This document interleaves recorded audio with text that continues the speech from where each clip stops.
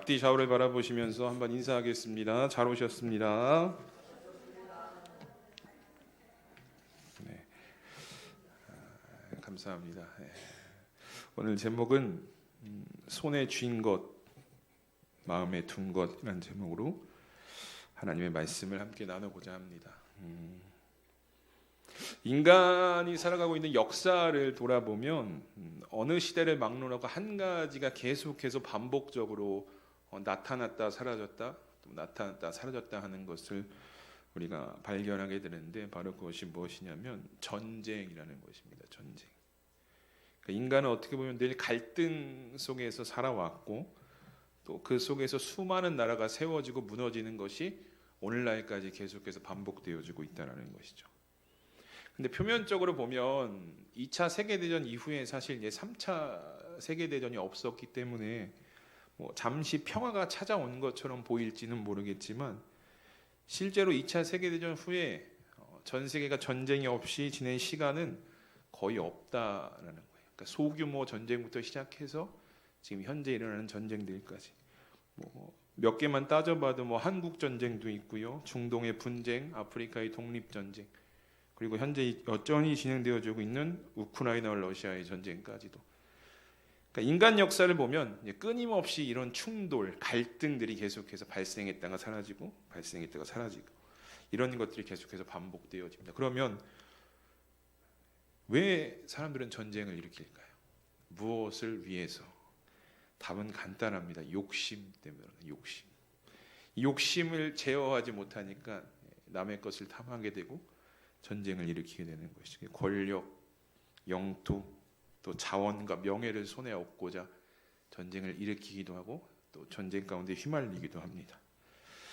그래서 무수한 전쟁 가운데 많은 이들이 생명을 잃기도 하고 또 많은 것들이 이제 파괴가 되는 시대인데, 근데 인간은 이 욕심을 통해서 영원한 것, 영원한 권력도 얻기 원하고 영원한 안정도 얻기 원하고 또 영광을 누리고자 하지만, 실상을 보면 현실은 늘 그 기대와 달리 상실과 무너짐이 계속해서 반복되어졌다는 것이 역사적으로 지금 증명이 되어 왔다는 것이죠.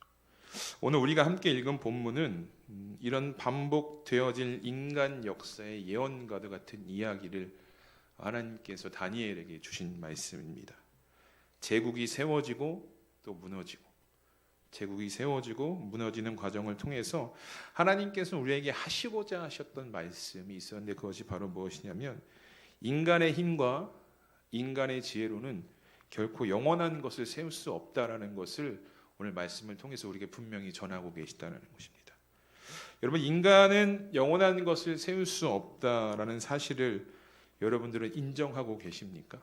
우리는 영원한 것을 세울 수 없다는 것. 그렇다면 이 전제는요, 오늘을 살아가는 우리에게 분명한 질문을 던지고 있습니다. 인간은 영원한 것을 세울 수 없다며, 세상은 영원한 것을 세울 수 없다라는 전제하에 이 전제가 우리에게 어떤 질문을 던지냐면, 그러면 오늘 우리는 어디에 소망을 두고 살아가고 있는가라는 질문을 주고 있는 거예요. 한계가 분명한, 역사적으로 증명된 이 세상에 여전한 소망을 두고 살아갈 것인가, 아니면 영원하신 하나님 나라의 소망을 두고 살아가고 있는가. 여러분, 오늘 우리가 본문을 함께 말씀을 나누면서 현재 어디에 우리가 소망을 두고 있는지, 또 어디에 소망을 두어야 하는지에 대한 답을 이 말씀 가운데서 찾아갈 수 있는 시간이 되기를 주님의 이름으로 축복합니다. 오늘 본문을 살펴보면요, 짧은 단락으로 제국의 역사가 기록되어져 있습니다. 먼저 1절과 2절 말씀인데요, 우리 함께 읽어보도록 하겠습니다. 시작. 내가 또 메대 사람 다리오 원년에 일어나 그를 도와서 그를 강하게 한 일이 있었느니라.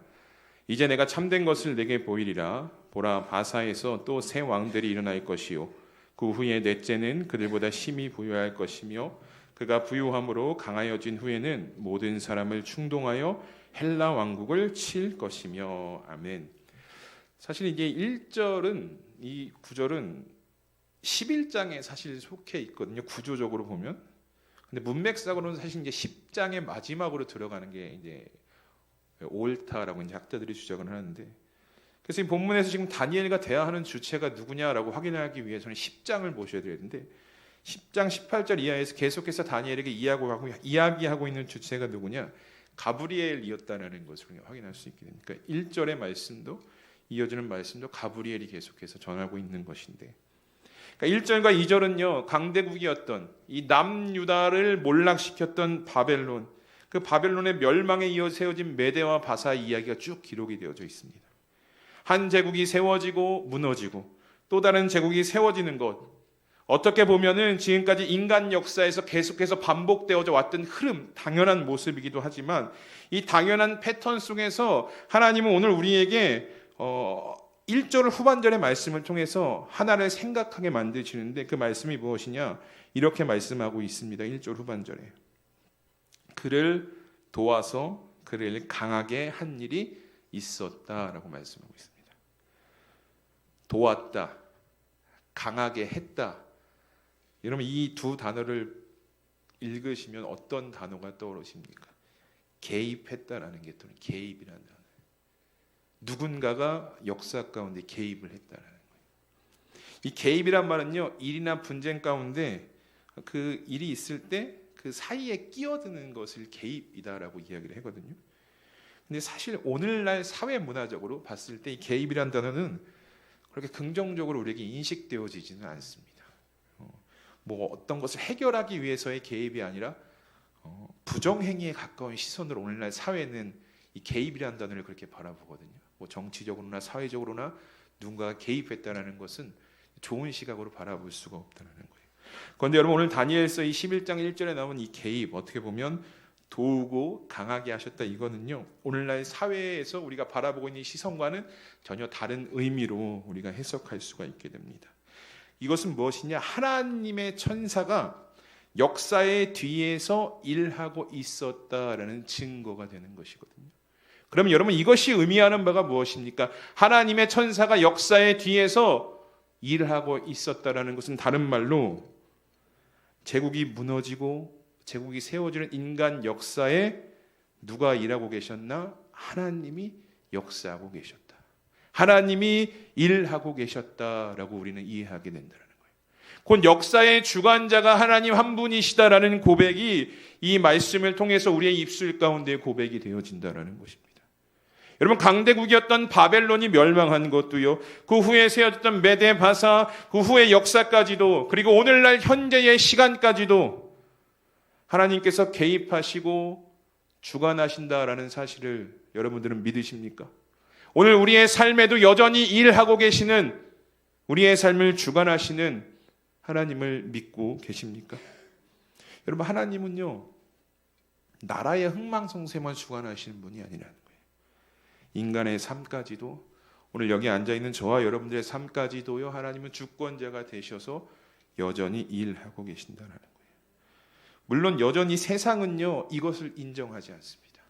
하나님이 역사의 주관자가 되셔서 역사를 이끌어 가신다를 인정하지 않습니다. 왜냐하면 그들이 이 사실을 인정하면요 그들이 주장하던 모든 것이 다 물거품이 되기 때문에 하나님이 살아계시다라는 증거가 되는 거거든요. 그러니까 세상은 이 사실을 인정하지 않지만 성경을 보면, 오늘날 우리에게 계시된 하나님의 말씀을 보면 이미 하나님이 모든 것을 주관하시고 그 주관자가 되셔서 역사를 이끌어 가고 계신다라는 고백을 우리가 발견할 수 있게 되는 것입니다. 사랑하는 성도 여러분, 하나님께서 우리 인생까지도 다스리시는 역사의 주관자가 되신다는 이 말씀은, 말씀 자체가 여러분들에게 은혜가 되십니까? 하나님이 우리 인생의 주관자가 되신다. 근데 여러분 이런 고백과 우리 현실 사이에는요 간극이 발생합니다. 그 간극은 뭐냐면 하나님께서 역사의 주관자이신데 이 믿음의 고백이 있는데, 그러면 왜 하나님의 자녀인 우리의 삶에는 이런 일이 일어나는 것인가에 대한 간극이 생겨요. 하나님이 인생을 주관해 나가시는데, 역사의 주관자신데 왜 하나님의 자녀인 우리의 삶에는 이런 이해하지 못할 일들이 계속해서 일어나고 있는가? 질병이 찾아오고 문제가 찾아오고 고통이 찾아오고 이런 간극이 발생하기 시작한다는 거예요. 이 질문에 대해서요 완벽한 답을 제시하고 있는 성경이 있습니다. 바로 여러분들 많이 읽어보셨겠지만 욥기입니다. 욥기는 이 질문에 대한 완벽한 답을 우리에게 제시하고 있는데, 여러분 욥기는요 한 사람의 인생이 정말 이해할 수 없는, 무엇으로도 이해할 수 없는 상황 속에 그 빠지게 되는 순간을 아주 적나라하게 빠지지 않고 기록하고 있거든요. 그러니까 1장을 다 읽을 수는 없지만 1장을 보면요 정말 이해할 수 없는 일들이 욥에게 갑자기 일어나기 시작합니다. 재산을 빼앗기게 되고요, 종들이 불에 타 죽어버리게 되고, 심지어 장막이 무너져 아들과 딸들 자녀가 죽어버리는 일들이 발생해요. 1장만 보더라도요 물질적으로 인간적으로 얼마나 많은 이해할 수 없는 재앙이 욥에게 찾아왔는지 우리는 확인할 수가 있다는 거예요, 성경을 통해서. 여러분 이런 욥의 심정이 이해가 되십니까? 하루아침에 모든 게 사라진 거예요. 심지어 건강까지도. 모든 게 다. 근데 더 이해할 수 없는 건 무엇이냐? 1장 1절에 보면요 이렇게 이야기를 하고 있어요. 우스 땅에 욥이라 불리는 사람이 있었는데 그 사람은 온전하고 정직하여 하나님을 경외하며 악에서 떠난 자더라. 이렇게 1장 1절을 딱 필 때부터요 이해가 더 안 되는 거예요. 온전하고 정직하고 경외하고 악에서 떠났다. 이렇게 소개하고 있거든요. 우리가 욥을 만나보지는 못했지만 나중에 천국 가셔서 다 만나게 되실 테지만 얼마나 의로웠는지, 물론 상대적인 것이지만 그가 하나님 앞에 얼마나 의롭게 그 모습을 보이려고 노력해 왔는지를 발견할 수 있게 됩니다. 그런데 그런 욥에게 재앙과도 같은 전혀 무엇으로도 이해할 수 없는 일이 닥치기 시작하는 거예요. 그런데 여러분 사실 돌아보면 우리가 이것과는 비교할 수는 없지만 오늘을 살아가는 저와 여러분들에게도 참 많은 이해할 수 없는 상황이 찾아올 때가 있고, 또 누군가는 그 현재의 상황 앞에 서 계실 수도 있을 것입니다. 물질적인 문제가 될 수도 있고요, 건강의 문제일 수도 있고, 관계의 문제가 우리 가운데 찾아올 수 있습니다. 이런 현실 속에 있는 여러분들은 그래도 하나님께서 주관하고 계신다라는 이 믿음의 고백이 고백되어지십니까? 이해할 수 없는 상황 앞에서 여전히 하나님이 나를 붙들고 계신다라고 고백하실 수 있으십니까?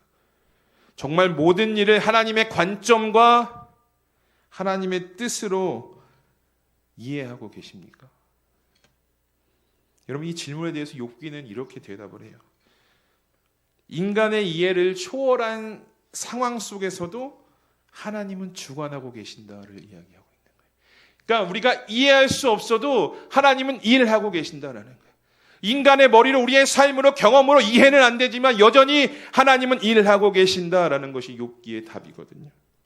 여러분 욥이 당한 고난을 다 하나하나 낱낱이 헤아려 봐도요 인간의 눈으로는, 인간의 경험으로는, 상식으로는 이해가 안 되고 설명이 안 되는 거예요. 그런데 여러분 욥기를 읽으면 우리가 고백할 수 있는 것이 무엇입니까? 하나님은 고난 가운데 함께하고 있다는 거예요.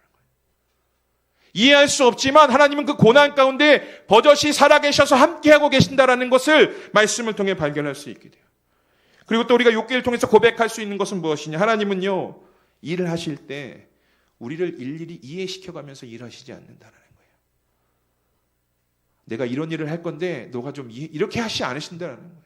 욥기가 이야기하고 있는 것이 그거 아닙니까? 일일이 동의를 구해가면서 일하시지 않는다는 거예요. 왜냐? 하나님은 절대적 주권자이시고 우리는 하나님의 피조물이시기 때문에 하나님은 그의 생각과 뜻대로 일해 나가신, 물론 고난 가운데 함께 하시지만 일일이 우리를 이해시켜가면서 동의를 구하면서 일하시지 않는다는 거예요. 그저 그분의 뜻대로 일하시고 역사하십니다. 그러면 그런 하나님의 일하심 앞에, 이해할 수 없는 현실 앞에서 그래도 하나님의 일하심이라고 고백할 수 있는 우리가 할 수 있는 것이 무엇입니까? 여러분 욥기 42장 2절 5절에 보면 이렇게 이야기를 합니다. 욥이 고백하는 거에 마지막에 주께서는 못하실 일이 없사오며 무슨 계획이든지 못 이루실 것이 없는 줄 아오니. 욥이 이렇게 고백합니다. 5절에도 이렇게 고백하죠. 내가 주께 대하여는 귀로 듣기만 하였사오나 이제는 눈으로 주를 배움나이다. 여러분 이게 무슨 고백입니까? 상황이 나아졌습니까? 아니라는 거예요. 여전히 이해할 수 없는 상황이 지금 여전히 현재 진행형이다라는 거예요. 그런데 욥이 뭐라고 고백합니까? 주께서는 못하실 일이 없으시고 무슨 계획이든지 못 이루실 분이 없는 줄 아신다 이렇게 고백해요. 그리고 또 내가 주께 대하여 귀로는 들었는데 이제 눈으로 봅니다. 이해할 수 없는 상에서 욥이 할 수 있었던 것이 무엇인가 봤더니요, 그 하나님을 인정하는 것밖에 없었어요. 창조주 되시는 하나님, 내가 이해할 수 없지만 여전히 나의 삶의 주권자가 되셔서 일하시는 그 하나님을 인정하는 것밖에 자신이 할 수 있는 것이 없었다는 거예요. 결국 그 하나님 앞에 욥이 자신의 한계를 인정해요. 하나님이 막 40장 넘어가서 이야기하시고 너 보았냐? 너 무엇 봤어? 내가 창조하는 거 봤어? 이렇게 쭉 이야기하시거든요. 그 이야기를 다 듣고 욥이요, 하나님의 주권을 신뢰하게 돼요. 상황은 여전히 이해가 안 돼요. 여전히 이해가 안 되지만 하나님을 신뢰하게 됩니다. 이를 통해 우리의 삶에 이해할 수 없는 문제와 고난 속에서 우리가 어떻게 반응해야 되는 것인가?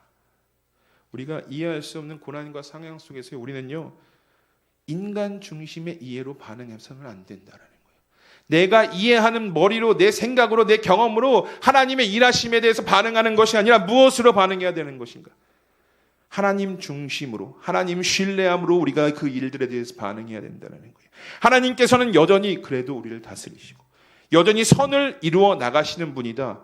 내가 이해는 안 되지만 그런 하나님을 인정하고 신뢰하면서 나아갈 때에 그것이 하나님 보시기에 기쁜 모습이 되는 것이고 성숙한 성도 그리스도인의 모습이 되어진다라는 것입니다. 사랑하는 수암교회 성도 여러분, 오늘 우리가 처한 인생은요, 정말 이해할 수 없는 순간들 투성이일지도 모르겠습니다. 뭐 지나온 과거도, 그리고 현재도, 앞으로 걸어갈 미래도. 그러니까 어떻게 보면 당연하죠. 여러분, 피조물이 어떻게 창조주의 생각을 이해합니까? 피조물이 어떻게 그 만드신 하나님의 생각을 다, 이건 당연한 거예요, 어떻게 보면. 그러나 그 와중에서 우리가 감사할 수 있는 것이 무엇이냐? 그리고 우리가 한 가지 믿음으로 붙들어야 할 것이 무엇이냐? 여러분, 예레미야 29장 11절에 이렇게 우리에게 이야기를 하거든요. 여호와의 말씀이니라 너희를 향한 나의 생각을 내가 아나니 평안이요 재앙이 아니니라 너희에게 미래와 희망을 주는 것이니라. 아멘. 이해할 수는 없어요. 하나님의 생각이 지금 이해가 안 돼요. 근데 성경은 뭐라고 이야기하고 있냐면 너희를 향한 나의 생각은, 이해할 수 없는 상황권에 놓여있는 너희를 향한 나의 생각은 평안이라는 거예요. 재앙이 아니라는 겁니다. 미래와 희망을 주는 것이 하나님의 뜻이라는 거예요. 여러분, 평안이 무엇입니까? 하나님 안에서 누리는 내적 온전함, 안식이잖아요. 또 미래는 무엇입니까? 하나님이 인도하시고 선한 계획을 이루어 가실 것, 그 장래가 미래 아닙니까? 또 성도에게 희망은 무엇입니까? 하나님께서 약속하신 일들을 신뢰하며 바라보는 것, 이것을 붙드는 것, 희망, 소망 아니겠습니까? 성경은 이렇게 이야기하고 있는 거예요. 우리를 향한 하나님의 생각이 이거다라는 거예요. 지금은 이해할 수 없어요. 앞으로도 영원히 이해할 수 없을지도 모르겠습니다. 그러나 하나님은 여전히 주권자로 일하고 계시고 그 하나님의 생각은 평안과 미래와 소망을 우리에게 주는 것이다. 이것을 우리에게 말씀하고 있다는 것입니다. 찬양 가사에도 여러분 이런 고백이 있잖아요. 다 이해할 수 없을 때라도 감사하며. 제가 이 찬양 불러가면서 정말 이해가 안 되는 거예요. 이해할 수 없는데 어떻게 감사할 수 있는가? 다 이해할 수 없을 때라도 감사하고 날마다 순종하며 어떻게 해야 되는가? 봤더니 답이 여기 있는 거예요. 인정하라는 거예요. 하나님. 주권자로 인정하라는 거예요. 이해하려고 하지 말고 하나님을 인정하라는 것입니다. 아멘이십니까? 하나님을 인정하라는 거예요. 오늘 역사의 주관자 되시는 그 하나님이 다 이해할 수 없지만 그분께서 우리에게 선한 목자가 되어주셔서 우리를 평안과 미래와 소망의 길로 인도해 주신다. 이 사실을 믿음으로 붙드시면서 이 믿음의 길을 걸어나가실 수 있는 여러분들이 되시기를 주님의 이름으로 축복합니다. 이해하려고 하지 마세요. 인정하세요. 하나님은 일을 하고 계신다. 여전히 나를 위해 일을 하고 계신다. 이 믿음으로 우리가 걸어나가야 합니다. 이렇게 하나님은요, 인류 역사에 직접적으로 개입하셨어요. 도와서 강하게 하셨다라고 1절에 말씀하고 있잖아요. 근데 그 사실을 하나님이 역사의 주관자가 되신다라는 것을 우리가 한 번 더 확인할 수 있는 것이 바로 오늘 본문 이어지는 3절과 4절의 말씀이거든요. 우리 한 목소리로 3절과 4절을 함께 읽어보도록 하겠습니다. 시작.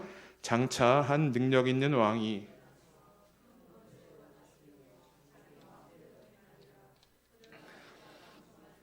그의 나라가 갈라져 천하 사방에 나누일 것이나 그의 자손에게로 돌아가지도 아니할 것이요 또 자기가 주장하던 권세대로도 되지 아니하리니 이는 그 나라가 뽑혀서 그 외에 다른 사람들에게로 돌아갈 것이. 아멘. 3절을 보시면 그러다가 능력 있는 왕이 일어난다라고 이야기해요. 근데 이 왕의 권세가 얼마나 강력했는지 성경은 큰 권세로 다스리며 자기 마음대로 행한다. 그 능력이 얼마나 컸으면 자기 마음대로 했으니까요. 이 왕이 누구일까요? 역사적으로 보면 학자들은 이제 마게도니아의 알렉산더 대왕을 이야기합니다. 우리가 알렉산더 하면은 동서를 하나로 이끈 어떤 영웅으로 우리가 이해를 하는데 지혜도 있었고요, 명석한 두뇌도 있었어요. 또 동시에 미술과 문예에 상당한 식견을 가지고 있었다라고 역사는 기록하고 있거든요. 그러니까 성경 이를 향해서 능력이 있다라고 표현하는 것이 딱 들어맞는 거예요. 그런데 그 능력 있는 왕도요, 절대 권력의 소유자였던 자기 마음대로 했던 그 왕도 최후를 결국 맞이하게 되었다라는 것입니다. 여러분 4절을 보십시오. 그가 강성할 때에 그의 나라가 갈라져 천하 사방에 나누일 것이고 그의 자손에게 돌아가지 아니할 거다라고 경고를 합니다. 능력이 있었거든요. 절대적인 권력을 가지고 있었지만 어떻게 보면 그 최후가 너무나 비참하게 끝났다는 거예요. 역사적으로 보면요, 이 알렉산더 대왕은요 주전 323년 33살에 이른 나이에 이제 죽게 됩니다. 누구나 인간은 죽는다라고 성경이 말씀하고 있으니까 뭐 죽은 것에 대해서 비참하다라고 표현하기 어렵겠지만 이 사후에 일어난 일들을 가지고 봤을 때는 참 비참하다라고 표현을 하게 됩니다. 왜냐하면 이 이복 동생이었던 이 아르이다이오스와 이 알렉산더 4세 유복자가 알렉산더 대왕이 죽고 나서 암살을 당하거든요. 그러니까 이게 의미하는 것이 무엇이냐면 알렉산더 대왕의 적통이 뿌리째 제거된 거예요. 그 혈통이 그냥 사라져버린 단순간에 사라져버리고 그가 그렇게 키웠던 그 나라도 결국은 다 나뉘게 되었다. 분할 통치에 들어갔다라는 것이 오늘 성경의 말씀이고 실제적으로 이것은 말씀대로 이루어지게 됩니다. 이것이 오늘 본문의 말씀이거든요. 그럼 이 본문의 말씀이 우리에게 무엇을 이야기하고 있는가? 우리가 오늘 본문 1절부터 4절의 말씀을 통해서요 고백할 수 있는 것은 이 세상에는 영원한 것이라고는 단 하나도 없다라는 거예요. 영원하다라는 것.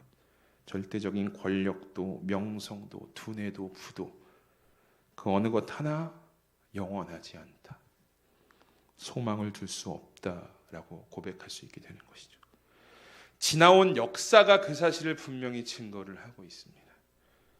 오늘 본문에 뭐 능력 있는 왕이었던 알렉산더만이 아니라 우리가 알고 있는 역사적 인물들도 보면 결국은 이러한 일들이 계속해서 반복되어지는 것을 확인할 수가 있게 되죠.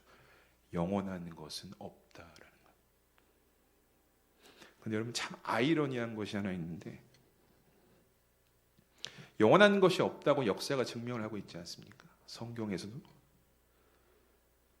그럼에도 불구하고 여전히 오늘날 현실을 보면요.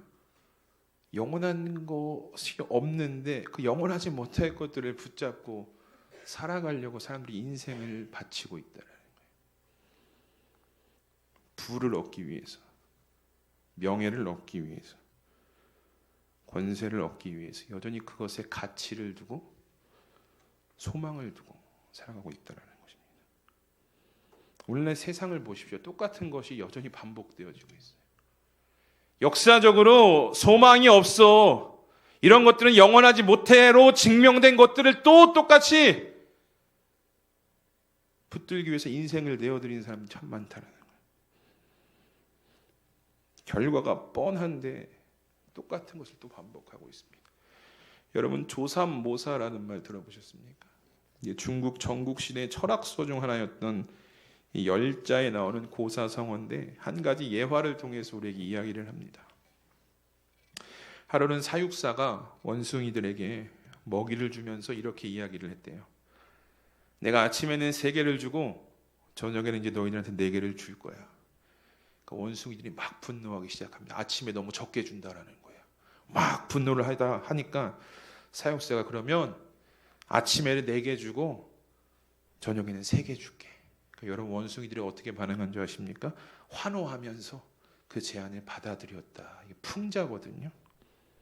그러니까 눈앞의 차이만 보고 결과가 같음을 모르는 어리석음을 비유할 때 이 조삼모사 이렇게 쓰는 거예요.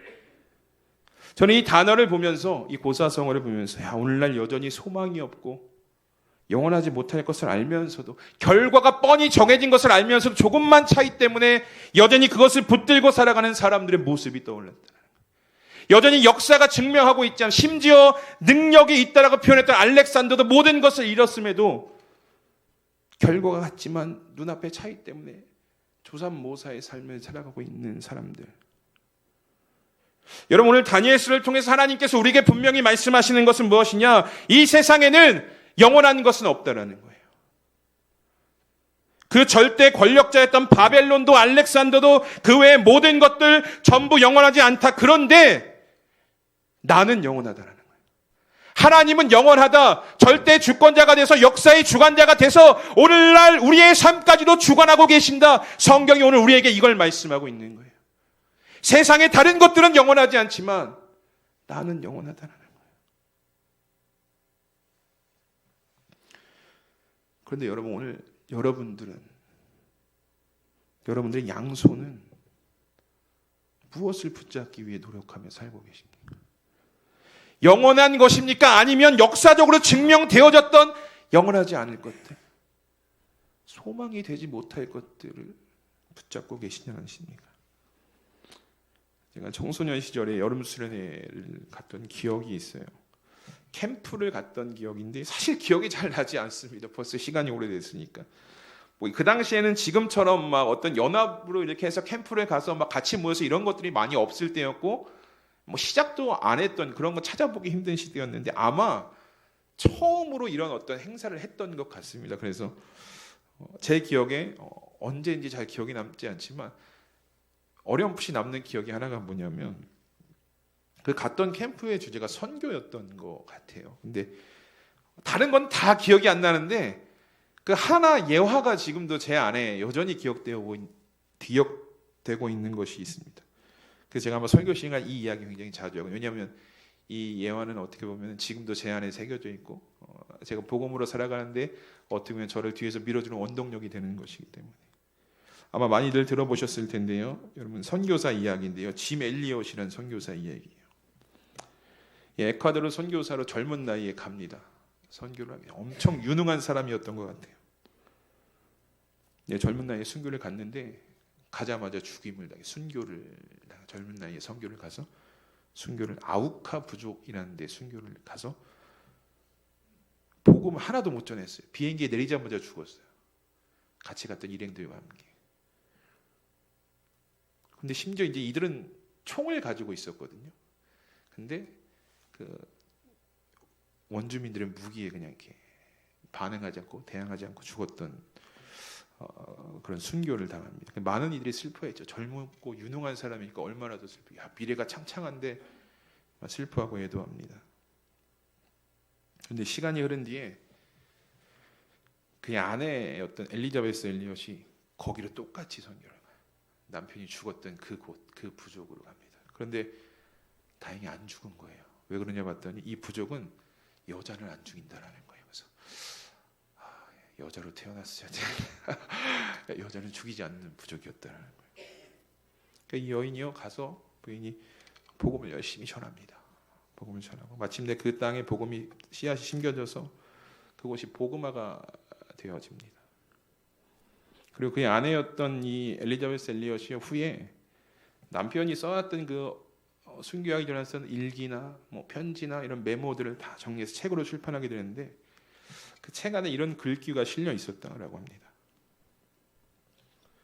영원한 것을 위해 영원하지 않을 것을 포기하는 것은 바보가 아니다라는 글이에요.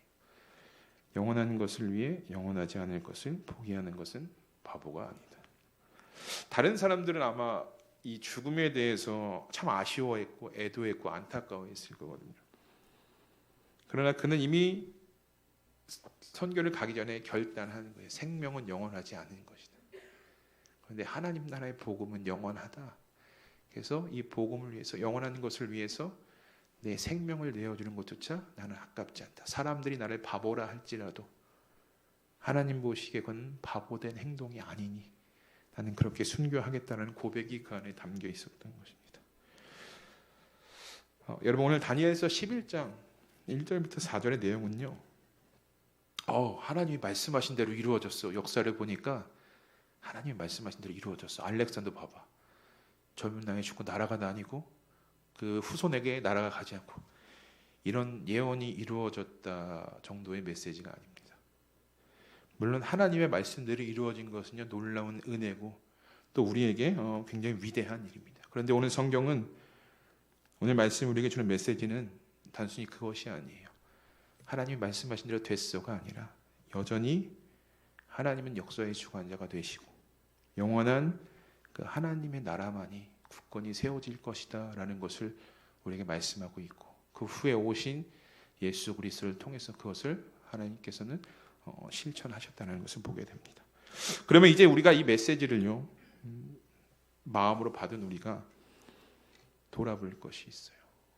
아까 중간에도 제가 질문을 드렸지만 우리의 삶을, 여러분들 양손을 바라보실 수 있어야 합니다. 무엇을 붙들고 살아가고 있는가? 무엇을 붙잡기 위해 살아가고 있는가? 눈에 안 보일 수 있고 내가 무엇을 붙잡고 안 보일 수가 있어요. 그러면 마음에 무엇을 두고 있는지 확인하시면 돼요. 내 마음의 1번이 누군가? 내 마음에 지금 무엇이 가장 많이 차죠? 그것이 내가 붙잡고 살아가고 있는 것이거든요. 마음속에 여러분 무엇을 두고 계십니까? 입술로는 저도 마찬가지입니다. 영원한 하나님 나라를 소망한다라고 고백하고 있지만 여전히 우리의 눈과 우리의 양손과 우리의 마음은 영원하지 않을 것들을 붙잡기 위해서 그렇게 살아가고 계시지는 않습니까? 심지어 자녀들에게까지도 이 영원한 하나님이 아니라 이미 역사적으로 증명된 다 살아 썩어 없어질 것들을 붙잡게 하고 계시지는 않으십니까? 여러분, 기도해야 하지 않겠습니까? 그 자녀들을 위해서, 그 자녀들을 위해 눈물을 흘려야 하지 않겠습니까? 영원하지 않은 것을 붙잡았다는 것은 무엇입니까? 지옥 간다라는 거예요. 여러분, 심각하게 받아들이셔야 됩니다. 우리의 자녀들이 영원한 것을 붙잡고 살아가지 못하고 있다면 예수님 다시 오실 때 그 심판대 앞에서 할 얘기가 하나도 없다는 거예요. 오늘 하나님은 그 얘기를 우리에게 하고 있는 거예요. 이 땅의 그 어떤 나라도 권력도 인간의 성취도 영원하지는 않지만, 그러나 나 하나님만은 영원하고 내가 세울 그 나라 영원히 흔들리지 않을 것이다 라고 우리에게 말씀하고 있는 것입니다.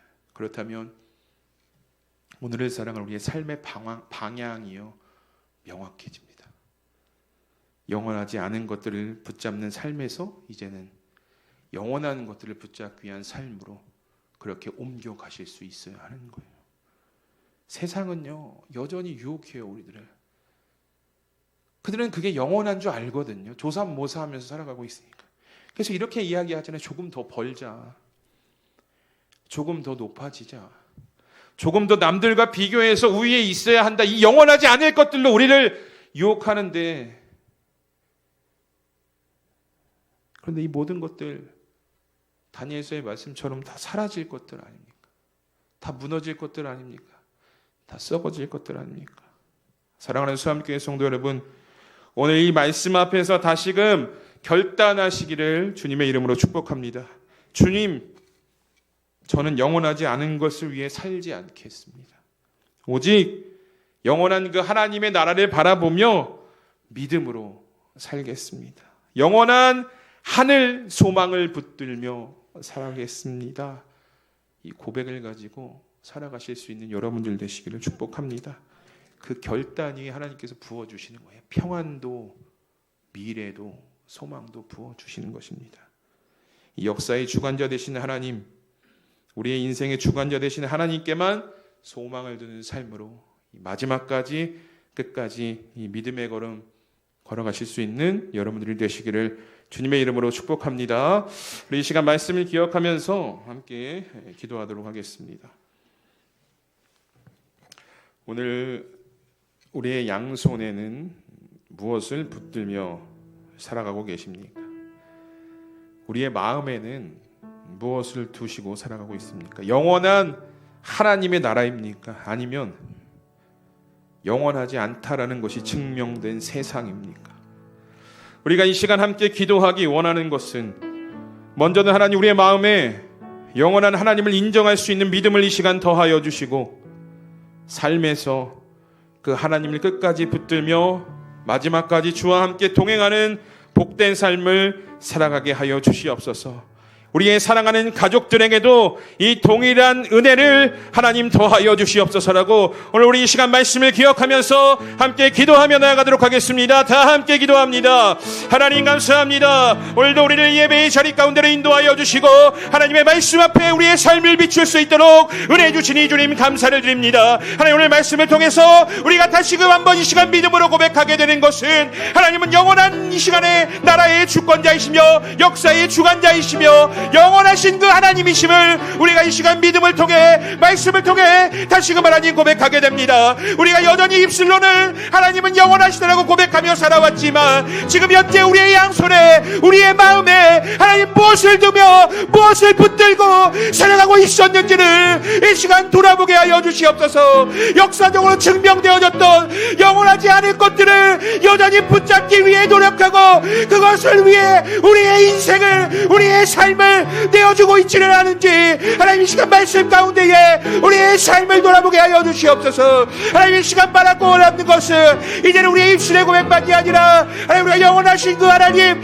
그 하나님의 나라를 붙잡고 소망을 두며 살아갈 수 있는 저희들이 되기를 소망합니다. 우리의 이 믿음의 결단이 흔들리지 않도록 우리와 함께 하시는 주 성령께서 한 걸음 한 걸음 늘 동행하여 주시옵시고 이 믿음의 결단을 가지고 마지막까지 믿음의 길을 끝까지 걸어갈 수 있는 저희들이 될 수 있도록 하나님 인도하여 주시옵소서. 세상의 유혹과 세상의 시험이 우리를 찾아온다 할지라도 오늘 이 말씀이 그 순간순간마다 믿음으로 기억나게 하시고 이 말씀을 믿음으로 붙들게 하시고 그 유혹과 시험 따위는 능히 이겨내고 오직 주님께서 주시는 그 믿음을 가지고 승리하며 살아갈 수 있는 우리 성도들의 삶이 될 수 있도록 인도하여 주시옵소서. 이렇게 살아가는 삶 가운데에 평안을 허락하여 주시고 미래를 허락하여 주시고 소망을 허락하여 주실 줄 믿습니다. 하나님의 믿음 가지고 오늘 하루의 삶에서 한 주간의 삶에서 한 달 가운데 삶 가운데서 믿음으로 걸어나갈 수 있는 저희들이 될 수 있도록 주님 역사하시고 함께하여 주시옵소서. 주님의 은혜를 구합니다. 하나님 감사합니다. 수요 예배로 모이게 하시고 말씀을 통해 우리의 시선을 다시금 영원하신 하나님께로 돌리게 하시니 감사를 드립니다. 이 시간 말씀을 통해 고백하는 것은 오직 하나님만이 영원하신 분이시며 모든 주권을 가지고 계신 분임을 이 시간 고백합니다. 우리의 삶 또한 하나님의 주권 아래 있음을 인정케 하시고 주님의 선하신 계획을 신뢰하며 믿음의 길을 걸어가는 성도로 살아가게 하여 주시옵소서. 이 믿음의 고백과 결단을 가지고 나아가지만 여전히 우리의 마음은 사라져버릴 것들에 마음을 두고 그것들을 붙들려고 합니다. 그럴 때마다 우리와 함께 하시는 성령 하나님께서 깨닫게 하시고 영원하신 하나님과 그 나라를 바라보며 믿음으로 살아갈 수 있도록 우리를 인도하여 주시옵소서. 우리의 마음에 둔 것이 하나님께 의미 있는 것들이 되게 하시고 우리의 손에 붙드는 것이 하나님의 뜻에 합당한 것들을 붙들며 끝까지 이 믿음의 길을 걸어갈 수 있도록 우리를 이끌어 주시옵소서. 이 모든 말씀 영원하시며 역사의 주관자 되시는 우리 주 예수 그리스도의 이름으로 감사드리며 기도드립니다. 아멘.